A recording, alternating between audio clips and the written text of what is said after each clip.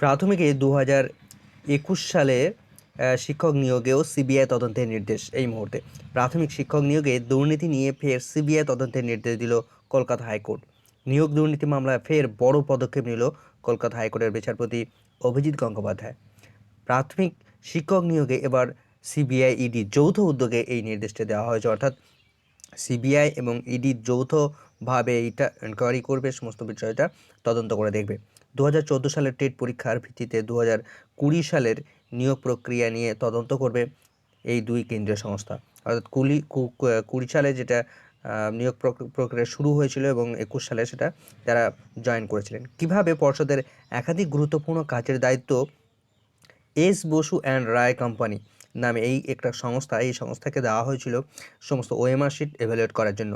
কিন্তু এই OMR sheet তাদেরকে এভ্যালুয়েট করতে দেওয়ার জন্য প্রপার চ্যানেল, অর্থাৎ ঠিকঠাকভাবে সেখানে মেনটেন করে দেওয়া হয়েছিল কিনা তা কিন্তু খতিয়ে দেখতে বলা হয়েছে।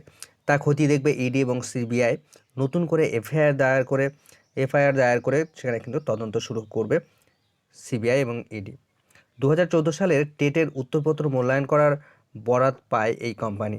এই কোম্পানিকে কনফিডেন্সিয়াল সেকশন বলে অভিহিত করে কমিশন। পর্ষদের তৎকালীন অ্যাডহক কমিটির সদস্য 48 ঘন্টার মধ্যে জিজ্ঞাসাবাদ করবে সিবিআই। প্রয়োজনে তাদের হেফাজতে নিয়ে জিজ্ঞাসাবাদ করতে পারে এই দুই সংস্থা। রাজ্যের প্রাথমিক শিক্ষক নিয়োগে দুর্নীতি নিয়ে প্রতিদিনই নতুন নতুন তথ্য আমাদের সামনে আসছে, সেটা আমরা দেখতে পাচ্ছি। ইতিমধ্যে চাকরি বাতিল হয়েছে অনেকের, এসএসসি থেকে নবম দশমে সেখানেও চাকরি বাতিল হয়ে গেছে। গতকালকেই লিস্ট বেরিয়েছে, 618 জন শিক্ষকের চাকরি বাতিল হয়েছে। তার পাশাপাশি প্রাথমিকেও কিন্তু টালমাটাল অবস্থা। এর আগেও শিক্ষক নিয়োগ দুর্নীতি নিয়ে একের পর এক গুরুত্বপূর্ণ সিদ্ধান্ত নিয়েছে অভিজিৎ গঙ্গোপাধ্যায়। এবার এই যৌথ উদ্যোগের তদন্তের জন্য নির্দেশ দিলেন বিচারপতি অভিজিৎ গঙ্গোপাধ্যায়।